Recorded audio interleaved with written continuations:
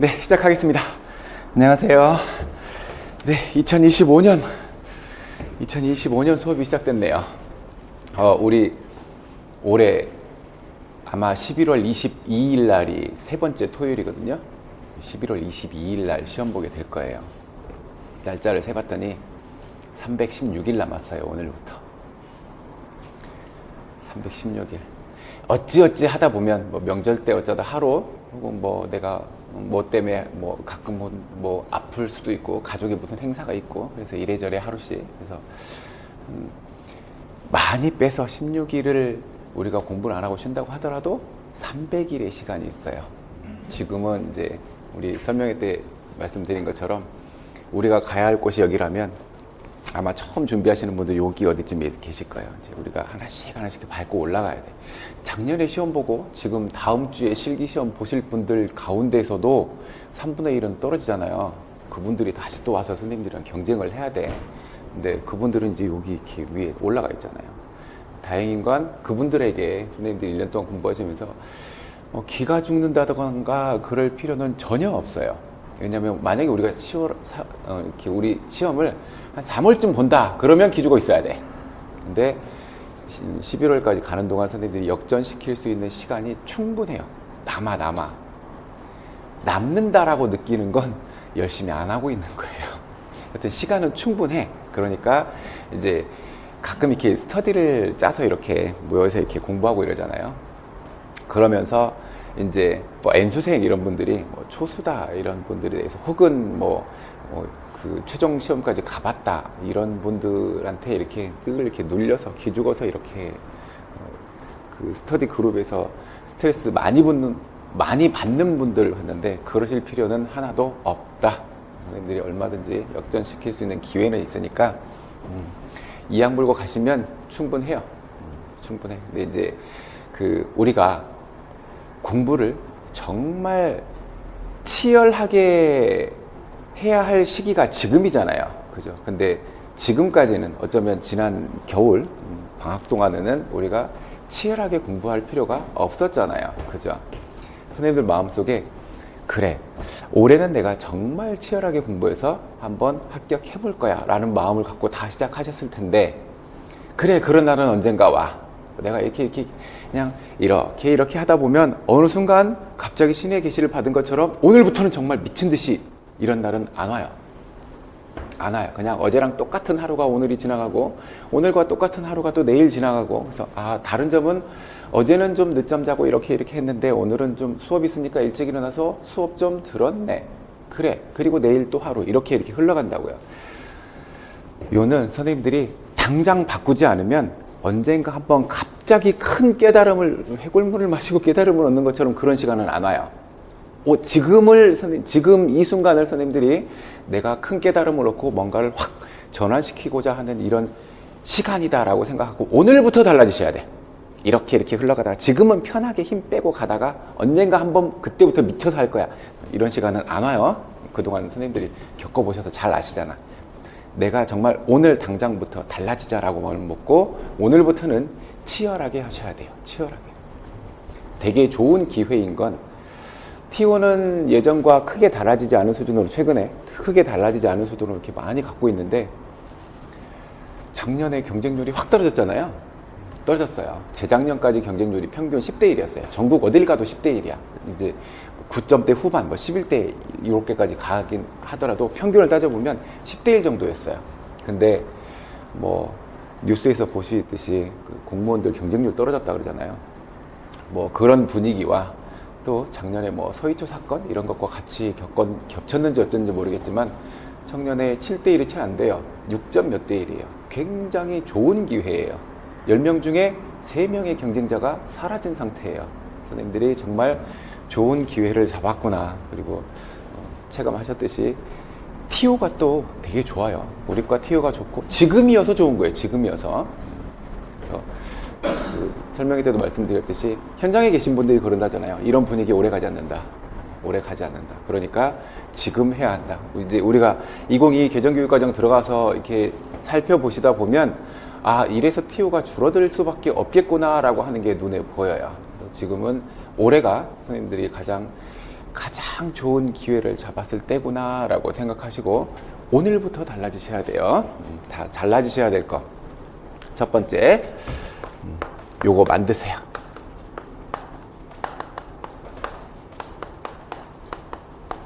이거 서브노트 꼭 만드셔야 돼요. 나만의 노트를 만드는 거예요. 내가 공부하면서 내가 볼 나의 노트. 이걸 꼭 만드세요. 어떻게 만들어요? 선생님들이 보시기 편하게 하면 돼요. 제가 이렇게 수업 중에 이건 중요해요. 기출된 문제예요. 나올 법한 문제예요. 이건 꼭 알고 있어야 되는 거예요. 이런 부분들을 제가 이렇게 체크를 해드릴 거예요. 그러면 선생님들만의 노트에다가 그 내용들을 이렇게 정리를 해 놓으셔야 돼요. 정리를 해놔야 내가 정말 중요하게 봐야 될 것 혹은 그렇지 못할 것들을 구분하실 수 있어요. 그래서 나중에 이제 우리가 여름쯤 지나가면 이제 서브노트가 만들어질 거예요. 다 만들어지고 나면 이제 그거 들고 선생님들이 계속 암기하고 자꾸 돌려서 보고 회독수를 늘려가야 돼요. 제가 했던 방법인데 들고 왔어야 되는데 저는 이렇게 만들었어요. 얘 A4잖아요. 이렇게 바운딩을 해서 이쪽 편은 안 썼어요. 이쪽 편에만 중요한 내용들을 이렇게 정리해요. 또 하나의 테마를 이렇게 정리하고 이렇게 정리를 해서 너무 내가 공간을 아끼려고 빽빽하게 하실 필요는 없어요. 보기 편하게만 정리해 놓고 이쪽 뒷면은 정리하지 않아요. 왜냐면 나중에 내가 여기에 추가로 집어넣어야 할 내용들이 생겨나거든요. 여기 이제 중요하게 혹은 추가될 내용이 있으니까 여긴 놔두고 한 페이지만. 그래서 그렇게 만들어 놓으면 이렇게 해놓으면 정리하기 나름이겠지만 한 몇백 페이지 정도로 단권화 시킬 수가 있어요. 이거를 꼭 만드셔야 돼요. 만드셔서 1월부터 4월까지는 요때까지는 일단 만들어 보세요. 작성을 해 보세요. 그럼 이제 우리가 5월, 6월에 가면 기출문제 분석해 볼 거예요. 저기 기출문제 2002년도부터 이제 누적된 기출문제를 다 살펴보면서 선생님들 노트에 이제 얘는 기출된 문제구나. 기출 체크해 두셔야 돼요. 얘는 기출문제로 얘가 나왔으니까 얘도 나올 법한 문제구나. 중요도를 선생님들 좀 표시를 해 두셔야 돼요. 그래서 이렇게 넘겼을 때 이 페이지에서 얘는 기출된 문제니까 반드시 봐야 돼. 얘는 이렇게 옆에 걸려 있는 거니까 얘들도 봐야 돼. 5, 6월에 그 작업을 해 주셔야 돼요. 7, 8월에도 이제 보완해야 할, 이제 5, 6월 정도까지 가면 거의 완성은 돼요. 이제 7, 8월에는 이것도 있네. 뭐 간단하게 메모 정도 해두시고 필요하면 이쪽에 기출문제를 오려서 붙이셔도 괜찮고 이 작업을 해 놓으셔야 돼요. 그러면 나중에 하반기로 넘어갔을 때 선생님들이 내가 만든 단권화된 내 노트가 하나 있다는 것 자체가 벌써 그거 만들지 않은 사람들하고는 비교가 안 돼요. 나중에 차이가 굉장히 크게 나타나요. 그러니까 이거 꼭 만드세요. 근데 만드세요 해보면 만드시는 분들이 더 많을 것 같아요. 못 만드시는 분들이 더 많을 것 같아요. 만드시는 분들이 몇 분 안 돼요. 왜 안 되냐면 지쳐요. 그래서 자기한테 져요. 저도 해봤어요. 저도 이제 그 15년도에 만들려고 이렇게 하고 있었는데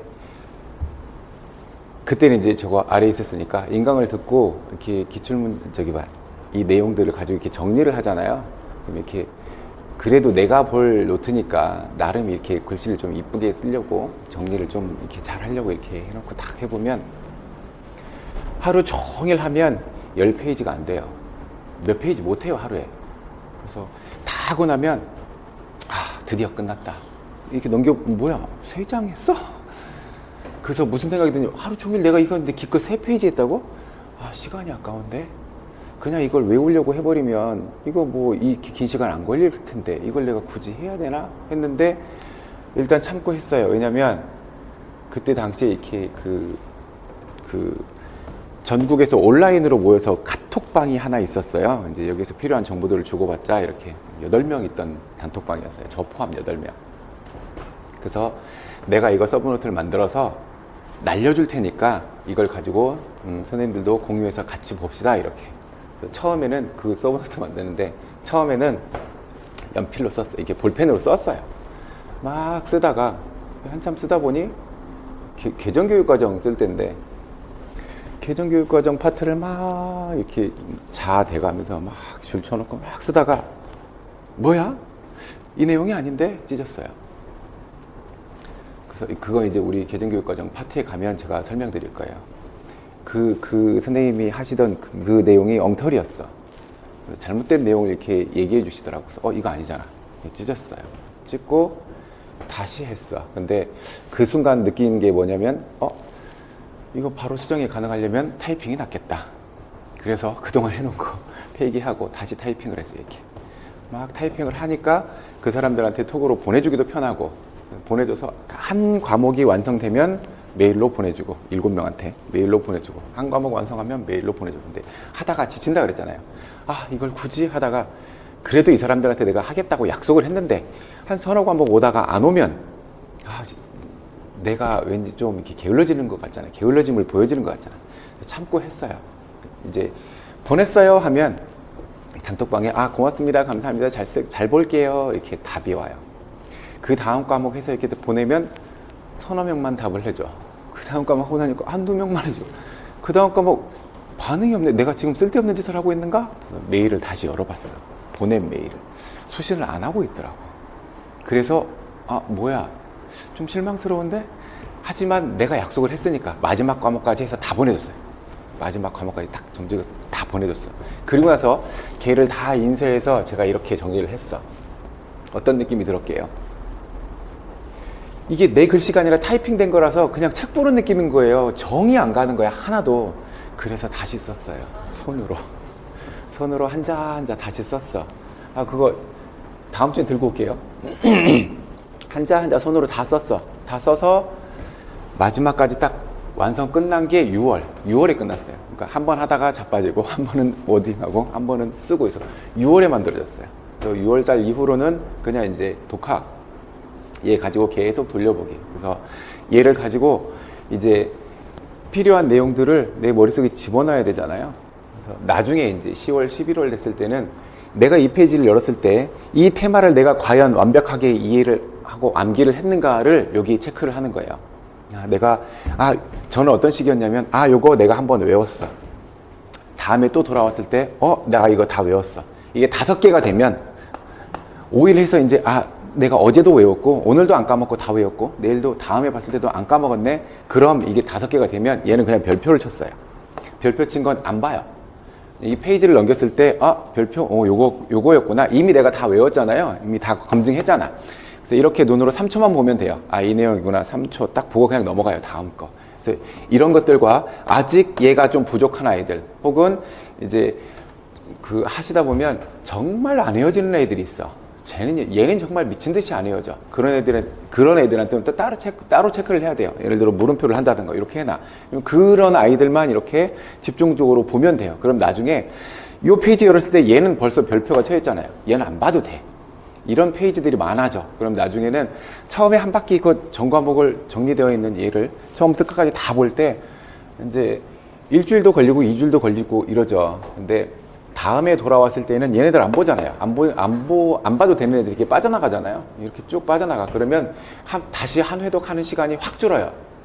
다음에 돌아가면 또 줄어요. 그래서 11월 달이 됐을 때 제가 묻지도 않았는데 그 단톡방에서 누가 이렇게 물어보더라고요. 선생님들 전 과목 다 보는데 얼마나 걸려요? 다른 사람이 질문을 하더라고요. 다른 사람이 옆에서 대답을 했어요. 2주쯤 걸려요. 그러더라고요. 그래서 제가 하루 걸리는데요? 이랬어요. 그랬더니 반응이 뭐였는지 알아요? 장난하냐고. 몇 명이 반응이 이랬어요. 장난해요? 이걸 어떻게 다 보냐고. 넘기지도 못하겠네요. 그래서 제가 대답을 했어요. 재수없게. 서브노트 만들어서 메일로 다 보내줬잖아요. 저는 그것만 봐요. 이거 보는데 한 바퀴면 돼요. 그래서 11월에 제가 12월, 그때 당시에는 12월 5일 날 봤을걸요. 12월 첫째 주에 봤을걸요. 11월 달에 제가 체크를 해봤어요. 이렇게 11월 달력을 만들어 놓고 이게 어떤 과목은 언제 끝나는지 체크해봤는데 하루에 한 바퀴가 돼요. 하루에 한 바퀴 하면 11월 달에 30바퀴. 아까 2주 걸린다는 분은 2바퀴. 그러니까 경쟁이 안 되는 거예요. 이게 있으면 정말 편하죠. 그러니까 아까 말씀드렸듯이 만들어야겠다는 생각은 모두 다 해요. 근데 자기한테 하루에 막 2장, 3장 만들어주고 이러거든요. 근데 이게 효과가 굉장히 좋아요. 왜 좋냐면 내가 이 내용을 정리해야 되잖아. 그러면 이 내용을 보고 아 이거를 이게 이 내용이구나 눈으로 한번 보고 이걸 어떻게 정리하면 편할까? 그대로 옮겨 적기는 그러니 어떻게 이렇게 정리해 놓는 게 편할까? 그냥 옮겨 적는다고 하더라도 보면서 한 번 더 봐. 내 손으로 쓰면서 한 번 더 봐. 그래서 작성되고 나면 아 내가 이렇게 썼구나 한 번 더 봐. 그래서 이걸 옮겨 적는 작업을 이렇게 그냥 단순히 옮겨 적는 작업만으로도 서너 번 내가 쳐다본 효과가 있어요. 그래서 굉장히 나중에 이해가 쉬워져요. 꼭 참고 해봐요. 해봐. 그래서 선생님들이 아 조급하게 얼른 마무리해야지 이게 힘들다면 그냥 느긋하게 그래 쟤도 6월까지 했대잖아 4개월 동안 하는 거 뭐 크게 어렵지 않겠지 그냥 참고 해봐요. 가장 좋은 방법은 그날 수업 들은 내용은 그날 정리하자. 이게 제일 편해요. 그래서 오늘 하루 종일 아침부터 저녁까지 하루 종일 다 했는데 야 하루 종일 한 걸 하루에 하면 나 잠 못 자잖아. 그래 내일까지는 하자. 주말에는 완성하자. 이렇게 해서 진도에 맞춰서 가시는 게 가장 편한 방법이에요. 수업이 끝나면 나 이렇게 인강 선생님들 수업을 들으시면 나 수업 들었으니까 됐어. 이게 아니라 이거 정리까지 끝내는 게 내 오늘 수업 듣는 거다라고 생각하셔야 돼요. 인강 선생님들 밀리지 마요. 진도. 절대 진도를 밀리지 마세요. 그래서 우리 그 다음에 저기 설명회 때도 말씀드렸는데 이거 절대 안 돼요. 결석은 절대 안 돼요. 어쩔 수 없이 집안의 행사 때문에 혹은 어떤 피치 못할 이유 때문에 못 들었다.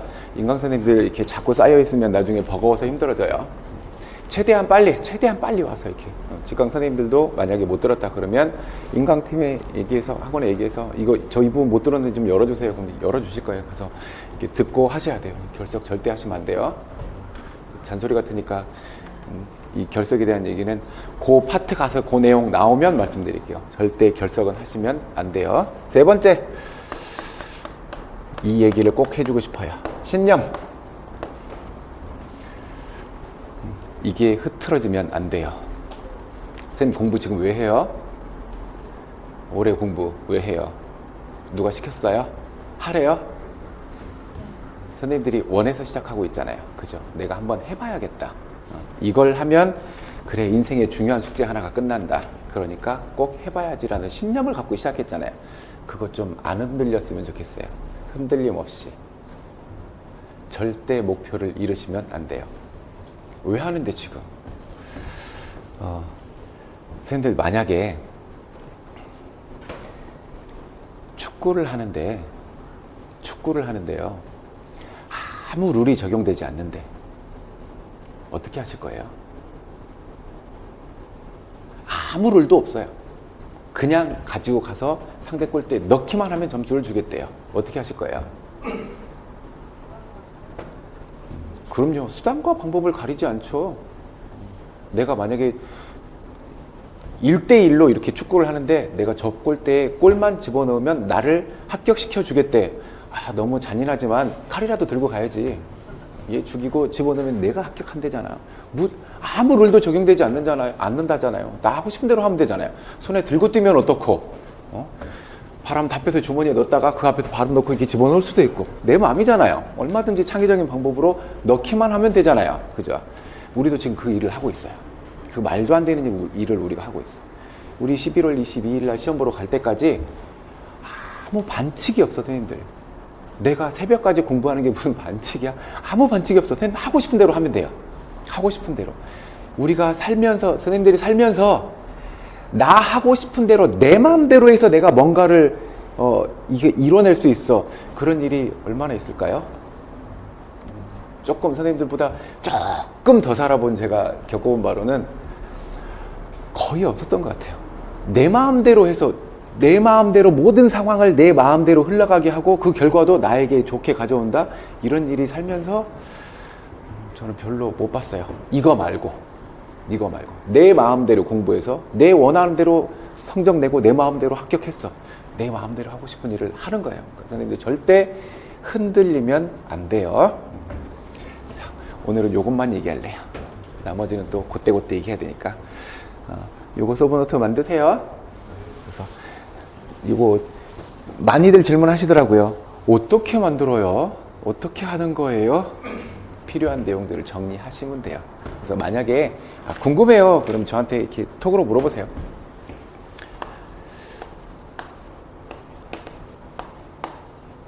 얘는 이니셜이고 얘는 숫자예요.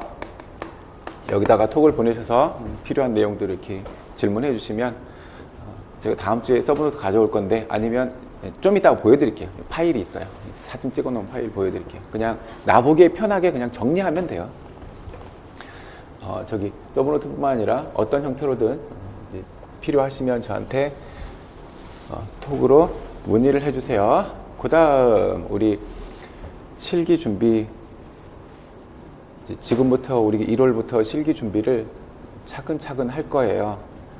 이제 시간 가장 많이 걸리는 체조를 제가 19일이 일요일이죠?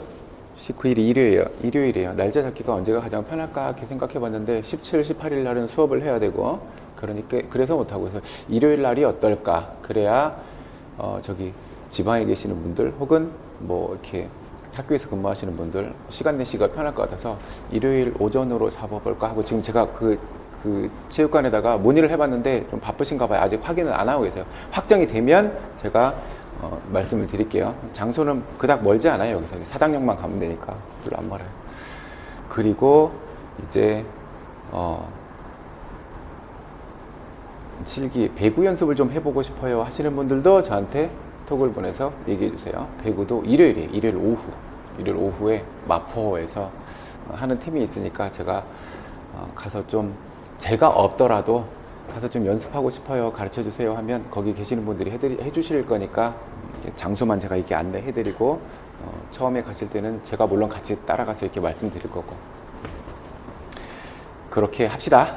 그래서 체조는 이제 거기서 시간이 벼요, 이 시간 괜찮네요 라고 나오면 제가 다시 안내를 해 드릴게요. 자, 그러면 호흡을 가다듬고 시작해 보죠.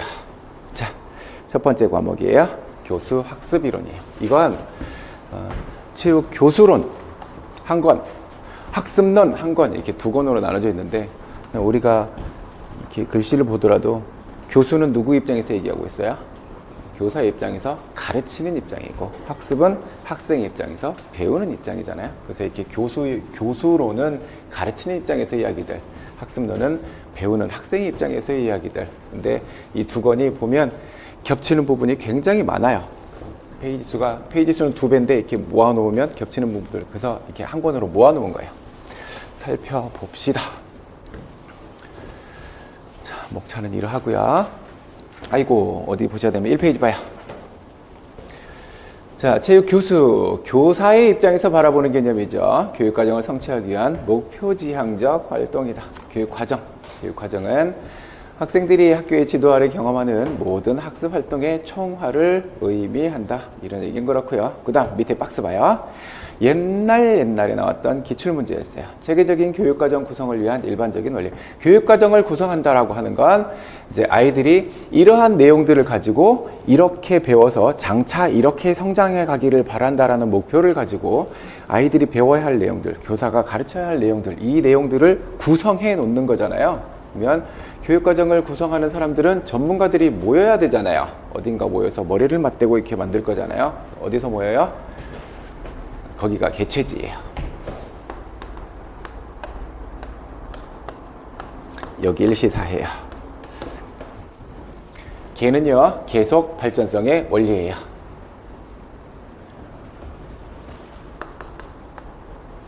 이것도 아까워. 계속 발전성의 원리. 일회성으로 하고 끝나지 않죠. 우리 박스 안에 있는 거 봐요. 5번째. 교육활동이 계속적이면서 발전적, 단계적이어야 된다. 얘가 계속 발전성의 원리. 최소 필요량의 원리. 아이들이 이러한 내용들을 배워서 이렇게 전인으로 성장하기 위해서 많은 내용들을 갖다 집어넣으면 좋겠죠. 하지만 과부하 걸려요. 그러니까 최소한으로 필요한 양만. 모든 내용으로 교육과정을 구성할 수 없기 때문에 공통적이고 효과적인 내용만 선정해라. 그러니까 최소 필요량의 원리. 그 다음에 지역성의 원리. 그 지역에 있는 상황, 요거 고려해서 구성해줘라. 그 다음에 시대성의 원리. 현재 이 시기, 이 시대에서 요구하고 있는 내용들이 어떤 것인지 그것을 반영해달라. 그다음에 네 번째, 사회와 개인 융화의 원리. 사회를 생각하면, 그러니까 사회 전체의 이익만 생각할 거냐 아니면 개인만 생각할 거냐가 아니라 둘 다를 모두 다 고려하라는 얘기예요. 개인 완성, 사회 발전 두 측면 모두 고려하라고 하는 게 사회와 개인 융화의 원리. 옛날에 기출됐던 문제고요. 그 이후로는 안 드러나고 있어요. 그러니 간단하게 기억해 두세요. 이렇게 해두면 편하잖아요. 개체지 시사. 이거 외우는데 얼마나 걸릴 것 같아요? 5분 안 걸려요. 5분 안 걸려. 이거 개체지 시사 이렇게 해놓고 까먹을 것 같아요? 안 까먹어요. 내용이 쉽잖아요. 옛날에 한번 기출됐구나 정도만 보시고, 선호도는 0순위부터 시작한다. 0순위부터 5순위까지 있다면 얘는 한 3순위나 4순위 정도, 5순위로 못 두는 건 기출된 것 때문에. 그 다음 우리가 이제 목표 설정을 하잖아요. 학습 목표 설정하죠. 우리 과는 유일하게 신체 활동을 포함하고 있는 교과이기 때문에 심동적인 영역 반드시 생각해 봐야 되죠. 심동적 영역, 체육과 고유 영역이죠. 스포츠 활동에 필요한 운동 기능과 관련된 내용. 인지적 영역, 사고 기능이죠. 정의적 영역은 태도, 감정, 가치관 등과 관련된 내용. 그래서 우리가 학습 목표를 이야기할 때에는 이제 기본이에요, 선생님들. 학습 목표를 설정하세요. 그러면 두 개로 표현해 놓든 세 개로 표현해 놓든 이 안에는 어떤 내용들이 다 포함되어 있어야 돼요? 심동, 인지, 정의적인 영역들이 다 포함되어 있어야 돼요. 어느 것 하나가 빠져 있다. 목표 설정을 잘 못한 거예요. 이제 우리는 기본이에요. 학습 목표가 이렇게 정해져 있구나. 우리 거의 학습 목표 영역 어디 있다고요? 심동, 인지, 정의적 영역에 걸쳐 있어요. 이 내용을 모르고 시험 보러 가는 분이 있겠어요? 없어요. 그런데 기출문제에서 어떻게 기출문제로 나왔냐면,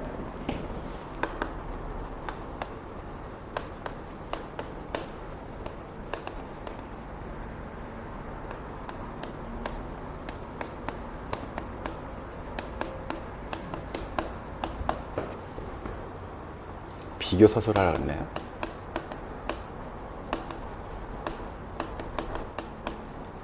이런 문장이 있었어요. 이 문장을 보고 제가 15년도 공부할 때요. 근데 광주에 몇 명 있었어. 그 톡방에 있던 아이들 중에 몇 명 있었어. 이걸 보고 그들의 반응이 뭐였는지 알아요? 그 두 친구의 반응이? 형님, 이게 무슨 말이에요? 이 말을 이해를 못해요. 그래서 이게 무슨 말이에요? 그러더라고요. 이제 설명해 줬어요. 야, 체육과 목표 영역 뭐 있냐? 심동인지 정의, 그래, 답했으면서 왜 질문을 해? 목표 영역이 뭐 있어? 라는 질문을 하니까 그때서 깨닫고 이렇게 하는 거예요. 목표 영역과 연관지을 하잖아. 우리 목표 영역은 이렇게 있어요. 이렇게 있어요. 얘들과 연관지으란 얘기예요. 그래서 이거 우리가 시민정이 있구나라고 하는 걸 모르고 가진 않지만 시험 문제에서 이렇게 드러났을 때 이게 무슨 얘기야? 이렇게 당황하는 사람들도 있더라고요. 그리고 요 목표 영역과 관련한 이야기는 2차 시험 볼 때까지 반드시 기억하고 계셔야 돼요. 어디에서요? 수업 실현, 지도안 수업 실현 할 때, 지도안 작성할 때, 수업 실현 작성할 때, 수업 실현하실 때 반드시. 이게 굉장히 중요한 거예요. 우리가 그 수업 계획서를 작성하는 건 내가 오늘의 수업을 이렇게 해갈래요 하는 설계도를 미리 만들어 놓는 거잖아요. 그러면 어떤 과정을 거쳐서 어디에 도착하게 만들 건지 목표를 정하는 거잖아요. 목표를 먼저 정확하게 작성을 해 주셔야 돼. 그래서 나중에 우리 실연 가서도 본 수업에 대한 형성평가 실시하세요 라고 하는 부분이 자주 나와요. 자주 출제돼요. 이제 목표 부분을 비워둔 교수학습 과정한 시험 문제는 아직 못 봤어요. 왜냐면 목표를 정해야 뒷길이 정해지는 거니까. 뒤를 보고 앞을 설정하세요. 이건 좀 그렇고, 목표 영역이 이렇게 나와 있어요. 이거 놔두고 나중에 형성평가 하세요.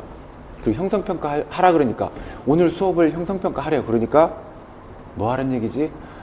이거 생각해보란 얘기예요. 목표로 이렇게 삼았는데 네가 실제로 이 내용을 가지고 실현을 했고 그것이 어떻게 됐는지 평가해보란 얘기예요. 그래서 우리 수업 실현하러 가실 때 항상 첫 번째 틀은 이 머릿속에 항상 틀은 시민정의 목표가 이렇게 정해져 있어. 심동적 영역은 여기고 인지적, 정의적 영역의 목표는 이것이 있었어. 그래서 중간에 활동 내용을 보면 이 활동 내용을 선생님들이 직접 설정을 하고 작성해서 제출하고 그 내용 가지고 수업 실현을 하실 때 얘는 항상 여기에 띄워져 있어야 돼요.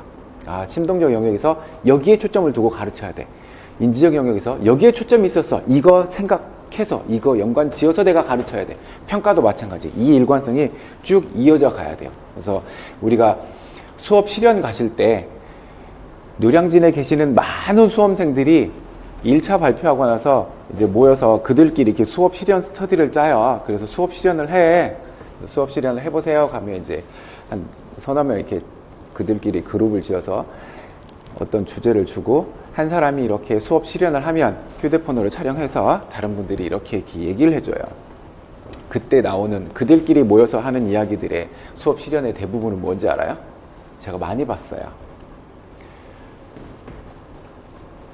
왜 이렇게 말을 버벅거려? 왜 사투리를 써? 왜 막 안절부절 못하고 거기에 정해져 있어? 하는 얘기들이 말을 좀 자연스럽게 잘했네. 좀 자신있게 말 잘하네. 제스처 좀 자연스럽게 하네. 그게 그들의 그 기준의 끝이에요. 근데 평가하러 가서, 우리가 시험 보러 가서 평가하러 가서 앉아 계신 분들은요, 쟤는 좀 말을 좀 버벅대고 있는데, 물론 그런 부분에 대한 평가도 있을 거예요. 있죠. 지금 여기 와 계신 분들은 각 시도교육청에서 전문가들이 와 계시는 거잖아. 적어도 교감 수준에 이렇게. 그래서 누구 데리러 온 거예요? 지금 자기 회사에 신입 직원 뽑으러 온 거예요.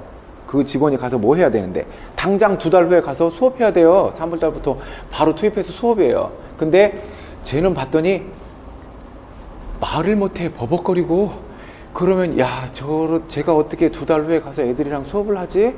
그러면 그런 부분에 대한 감점이 있을 수는 있어요. 근데 내용도 참 잘 해놨고, 이거 수업 목표에 따라서 참 좋은 내용으로 이게 잘 연관돼서 이게 잘 해놨어. 근데 애가 좀 긴장해서 그런지 좀 있어. 그래, 긴장해서 그런 거는 이해할 수 있지. 근데 쟤는 정말 똘똘한 애야.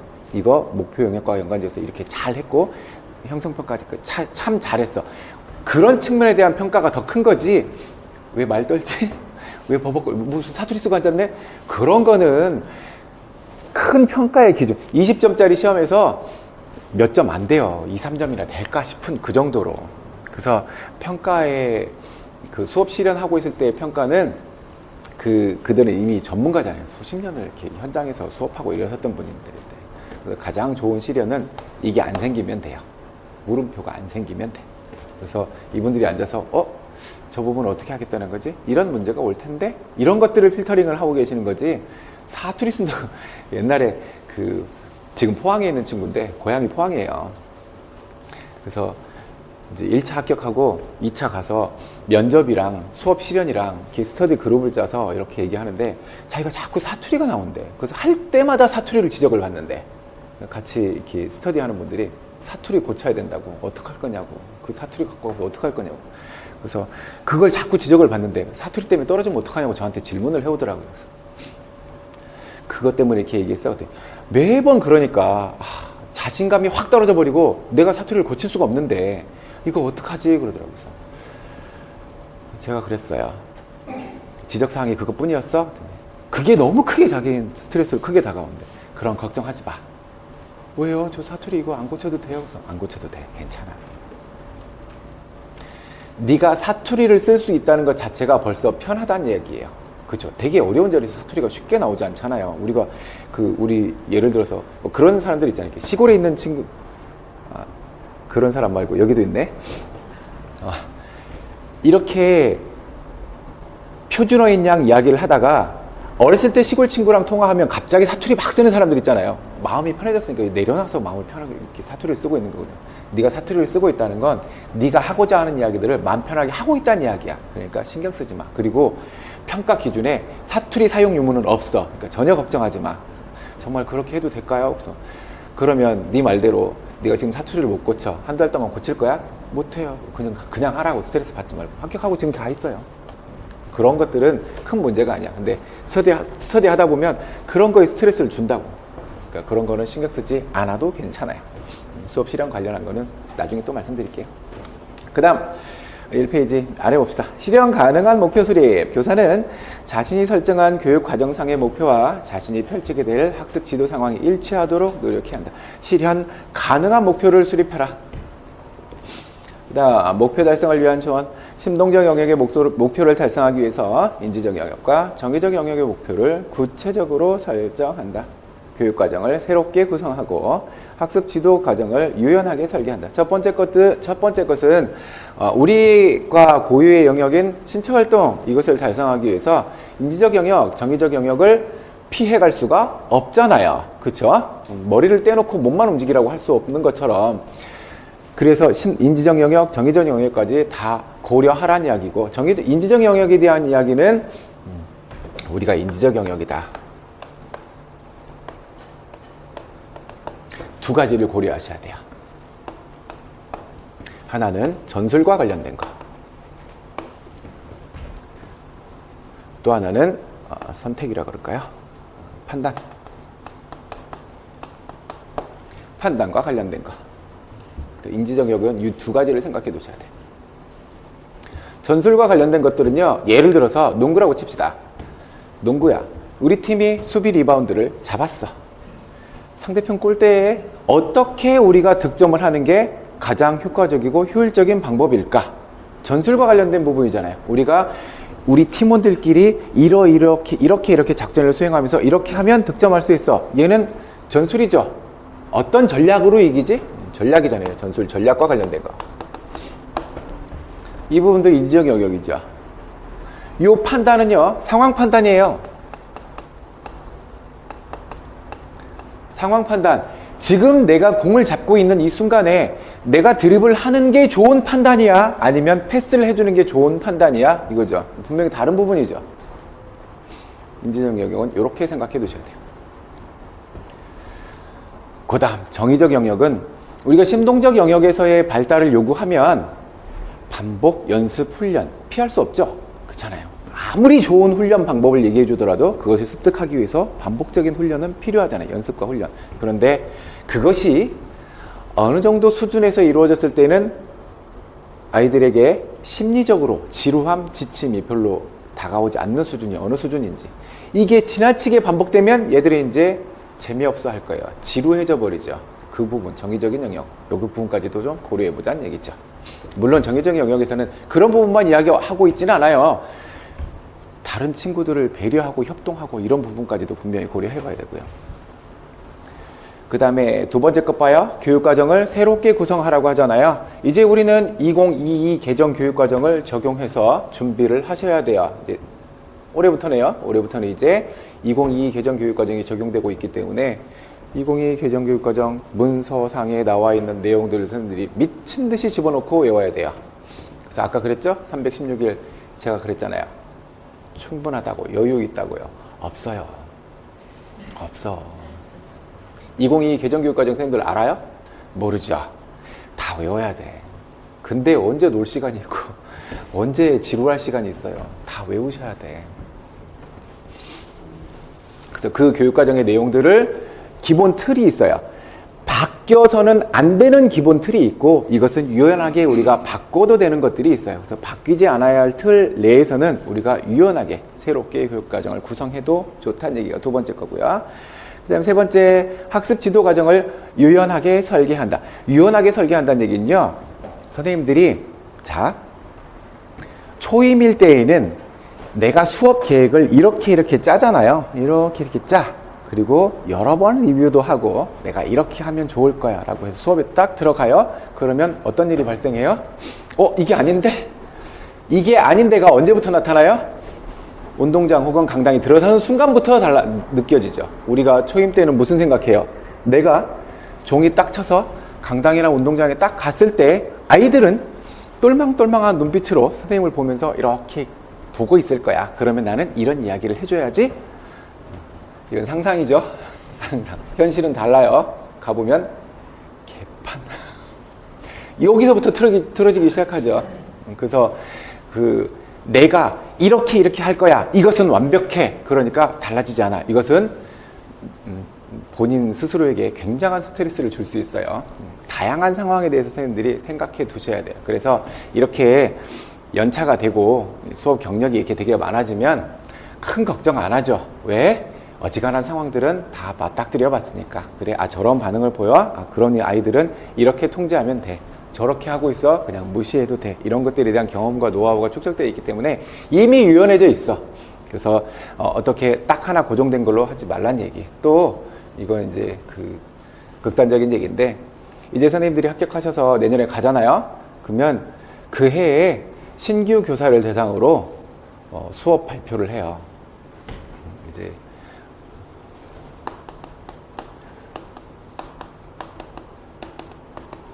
못 피해가요. 못 피해가. 교육청에서 공문이 내려와요. 우리 학교의 신규 교사이잖아. 그래서 신규 교사에게 언제부터 언제까지, 예를 들어서 몇 월부터 몇 월까지 요 사이에 특정한 날짜를 잡아서 원하는 내용을 원하는 장소에서 원하는 학급의 아이들과 요 내용을 가지고 발표를 하세요. 그리고 나는 그날, 공문 보낸 게 지금 장학사예요. 나는 그날 가서 수업을 참관하고 필요한 이야기를 조언해 줄게요. 그러면 선생님들이 이제 올 게 왔구나. 그리고 이제 가장 편한 날, 그리고 이제 한 달 정도는 수업해보잖아요, 애들이랑. 봤더니 얘네 반 애들이 제일 말 잘 들을 것 같아. 그 반 아이들 고르고. 어떤 단원으로 하지? 그래, 나는 이 단원 하는 게 제일 편해. 이 단원 골라서 이 수업을 이렇게 해야지. 라고 이제 수업 계획서를 막 이렇게 쓴단 말이에요. 막 써서 이렇게 이 공문을 보내주신 장학사에게 이렇게 보내요. 이제 그 과정은 이제 지역마다 조금씩 다르긴 하니까 이렇게 보내. 그러면 그 담당 장학사가 계획서를 쭉 살펴봐요. 쭉 살펴보고 이제 거기에다가 코멘트가 달려서 오죠. 이 부분은 이렇게 좀 수정했으면 좋겠는데요. 이 부분 좀 이렇게 했으면 좋겠는데요. 그래서 다시 재차 수정을 해요. 그래서 보내. 통과될 때까지 이게 계속 반복됩니다. 계속 반복. 이 내용은 좀 이렇게 했으면 좋겠어요. 이렇게 계속 반복해. 그래서 이제 최종 컨펌이 나온 이 과정안을 가지고 이제 해당 날짜에 가서 수업을 하셔야 돼. 선생님들은 어떤 종목을 하고 싶으세요? 지금 입장이라면. 선생님 어떤 종목 하고 싶어요? 네. 농구요? 어디서요? 체육관에서요. 다행이네요. 누군가 축구를 하고 싶대요. 운동장에서요. 축구를 이렇게 하고 싶대. 그래서 앞에 과정을 쭉 거친 다음에 해당 날짜가 되었어. 그래서 이제 소화불량을 겪습니다. 왜냐면 얼마나 긴장돼. 이건 시험 볼 때하고는 다른 느낌이에요. 시험 볼 때는 나는 아직 경험이 없는 사람이니까 그래서 이제 필요한 내용만 이렇게 막 떨지만 덜덜덜 떨지만 이렇게 하고 있어. 근데 이미 나는 합격해서 수업을 벌써 하고 있어, 애들이랑. 그래서 하고 있는데 이건 같은 공간에서 세 분이 나를 평가할 때랑은 달라요. 아파트에서 창문만 열면 내 수업을 다 보고 있어. 아줌마들, 그 학부모들이 다 쳐다보고 있어. 그리고 교실에서는 누가 있어요? 각 과목의 선생님들이 이렇게 고개만 돌리면 내 수업을 다 쳐다보고 있어. 교장 선생님 와 있죠? 교감 선생님 와 있죠? 장학사들 와 있죠?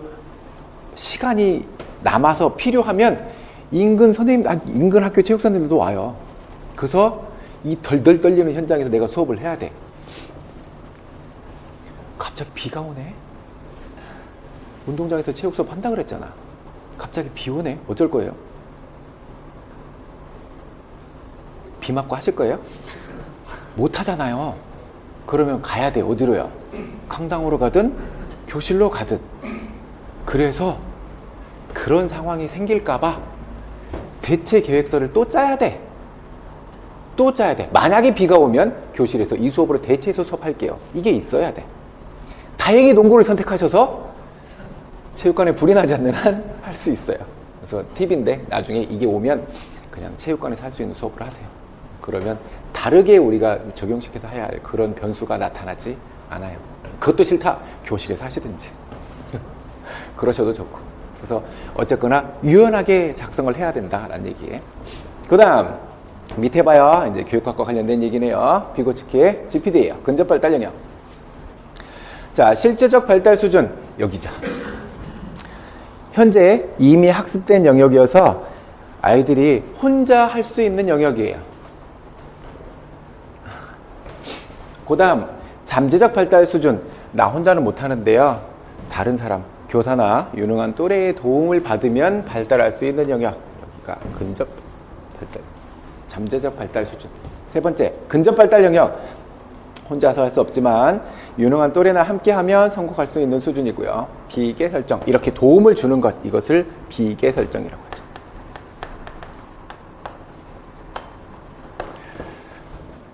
이건 일반 교육학에서도 뭐 충분히 다루실 거니까 그럼 간단하게 볼게요. 만약에 뭐 출제된다라고 하면 근접 발달 영역 정도. 얘는 이제 지 혼자 할 수 없었는데 유능한 친구가 이렇게 도와주니까 얘가 문제를 해결하더라. 이 부분을 뭐라고 하느냐, 근접 발달 영역이라고 한다. 혹은 이러한 도움을 스캐폴딩이라고 한다. 그 정도 개념 정도이지 않을까 싶어요. 그래서 얘네들에 대한 개념은 일반 교육학에서도 하셨겠지만 그 개념이구나 정도면 충분해 보여요. 우리 과에서 출제될 수 있는 문제는. 그 다음 피아제의 인지발달 이론과 비고츠키의 사회문화 이론을 비교해봐요. 이것도 너무 스트레스 받으면서 보실 필요는 없어요. 일반 교육학에서 더 자세히 다루실 거니까 요거는 그냥 저희 가볍게 보셔도 아무 문제 없어요. 피아제는요, 인지발달 이론이라고 제시했죠. 학습에 대한 관점을 보면 학습과 발달은 분리된 것이라고 보고 있어요. 학습되는 거, 발달되는 거. 그래서 사고와 언어를 봐요. 사고와 언어를 보면 언어는 인지발달의 부산물이라고 표현하고 있어요. 언어라고 하는 것, 얘가 발달이 이루어지고 나면 그 부산물로서 애들이 이 언어가 나타난다고 보고 있고요. 자기중심 언어 있죠? 예, 혼잣말. 혼잣말 하잖아요. 이거 어떡하지? 이렇게 혼자 중얼중얼 하는 거 있잖아요. 이건 중요한 차이예요. 미숙한 사고의 표현 방법이라고 해요. 문제에 맞닥뜨렸을 때 이걸 해결할 수 있으면 무슨 혼잣말이 필요해요? 그냥 해결하면 되지. 안 되니까 이거 어떻게 해야 되지? 이렇게 하면 이렇게 문제가 될 거. 못하니까 이 혼잣말을 하고 있다고 봐요. 그래서 자기중심 사고에서 비롯되고, 아동은 스스로 세계를 구조하고 이해하는 문제. 스스로. 학습 방법은 스스로 학습하는 독립적인 발견자로 보고, 학습의 방향은 내부에서 외부로.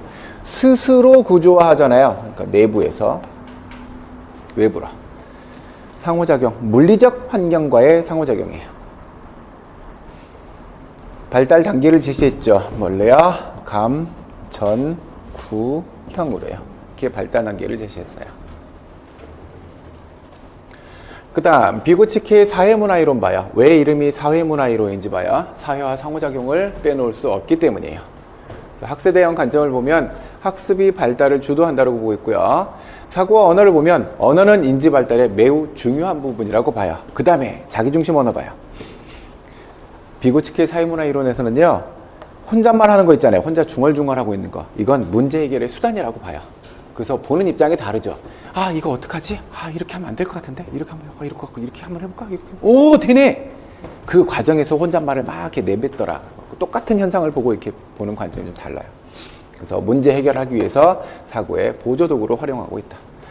아동은 타인과 상호작용해요. 그러니까 사회문화이론이라는 먼저 얘기하고 있어요. 아동의 학습은 문화적 맥락에 따르고 외부에서 내부로 얘기해요. 그래서 다른 사람들과 이야기하면서, 아까도 얘기했죠?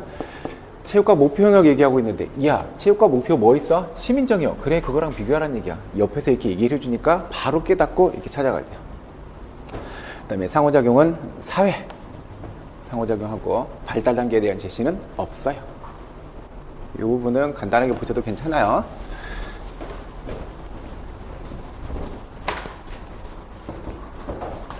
필요하다면 자기중심 언어에 대한 비교, 이 정도만 기억해 두세요. 자, 피아제 인지발달 단계에 있었죠? 감전, 구형으로 나눴어요. 감각운동기, 이건 우리 과에 혹은 뭐 중등에 나오기도 조금 쉽지 않아 보여요. 왜냐면 우리는 이미 형식적 조작기에 다 있는 아이들만 대상으로 수업을 하기 때문에. 자, 감각운동기. 언어 습득 전 기간으로 사물은 변하지 않아요. 그래서 운동의 반응은 목적 없이 일어나요. 목적 없는 반응. 그러니까 이건 그냥 그 반사와 관련된 것이죠. 세계는 어린이가 그것에 작용하는 방식대로 존재한다고 생각하고, 전조작기. 언어와 상징을 사용해서 아이디어와 사물을 내적으로 재구성하고 다른 사람의 입장을 헤아리지 못하고 논리적으로 사고하지도 못하고 몰활론적 사고를 하고 있는 게 이 단계의 특징이에요. 몰활론적 사고. 모든 물체는 살아있다라고 사고하는 거죠. 그 밑에 봐봐요. 박스 아래. 몰활론적 사고. 어린아이들은 이제 이런 모든 것들이 살아있다라고 느낀다 그랬잖아요. 그래서 뭐 가서 바위에다가 두고 말을 걸고 막 이러잖아요. 몰활론적 사고의 3단계를 보면, 첫 번째, 인간에게 영향을 미치는 모든 것들은 다 살아있다라고 생각해요. 우리에게 영향을 미치는 것들은, 우리 주변에 있는 모든 것들이 다 인간에게 영향을 미치잖아요. 다 살아있다고 생각해요. 그 다음, 이 아이들이 조금 더 성장하면 움직이는 것만 이제 살아있다고 생각해요. 얘는 가만히 있으니까 얘는 안 살아있는 애고, 쟤는 움직이니까 쟤는 살아있구나, 이렇게 느끼죠. 그 아이들이 조금 더 성장하면 스스로 움직이는 것만 살아있다고 생각해요. 그래서 여기 두 번째 단계에서는 자동차, 비행기도 살아있다고 생각하죠. 얘들도 움직이니까. 그런데 얘들이 조금 더 발달하면, 아, 사람이 들어가서 뭔가 하지 않으면 얘는 안 움직이는구나. 그럼 얘는 살아있지 않은 거구나. 이렇게 구분할 수 있는 단계가 된다고요. 얘도 그냥 참고로 보셔도 별 문제 되지 않아요. 자, 위에 박스 다시 봐요. 구체적 조작기. 대상을 재구성하고 사물의 부분과 전체의 관계를 보고 사물의 특징을 조직한다. 사물과 아이디어의 구체적인 예와 관찰에 머물며 이 발달 단계가 끝날 무렵 같은 것과 다른 것을 구별하는 다소 복잡한 개념들을 다루기 시작하고, 이게 중요한 특징이 보존 개념이 형성된다라고 하는 거야. 보존 개념이 형성된다라고 하는 것과 그 다음에 대상을 재구성한다는 말이 비슷한 말이에요. 보존 개념이 예죠. 요 이전의 아이들에게 이 그릇에 채워진 이 물과 이 그릇에 채워진 이 물에 누가 더 많아? 라고 이렇게 비교해 보면, 전조작기에 있는 아이들은 얘가 더 높으니까 얘가 많아요, 이렇게 얘기하는데, 이제 보존 개념이 형성돼요. 이거 부으면 얘랑 같아지는구나. 그래서 아, 이렇게 하면 양이 결국 같아지는구나 라고 하는 것들을 이해할 수 있게 되는 게 보존 개념이에요. 그런 예시도 있죠. 가지고 놀다가 이렇게 막 굴리고 놀던 장난감이 소파 밑으로 쏙 사라지면, 전조작기 아이들은요, 내 눈에 사라졌으니까 없어진 거야. 근데 구체적 조작기 아이들은 여기 보존 개념이 형성되어 있고 대상을 재구성할 수 있다고요. 그래서 아, 얘가 지금 내 눈에 보이지 않지만 저 밑에 그대로 존재하고 있구나, 이것을 알게 되는 게 구체적 조작기예요. 형식적 조작기는 가설을 이해해요. 그래서 만약 뭐뭐 한다면과 같은 관계를 이해할 수 있고, 어떤 아이디어와 문제를 과학적이고 논리적으로 생각할 수 있어요. 다른 관점 이해하고 자신의 행동을 반성하고 자신의 행동을 관해서 자신과 대화할 수 있는 추상적 사고가 가능한 게 형식적 조작기에 해당하고요. 그래서 우리 문제로 출제되기에는 조금 낮아 보여요. 유아나 초등 정도에서나 달아볼 법한 문제죠. 교육과정에서 목표 성취는 좀만 쉬었다 가죠.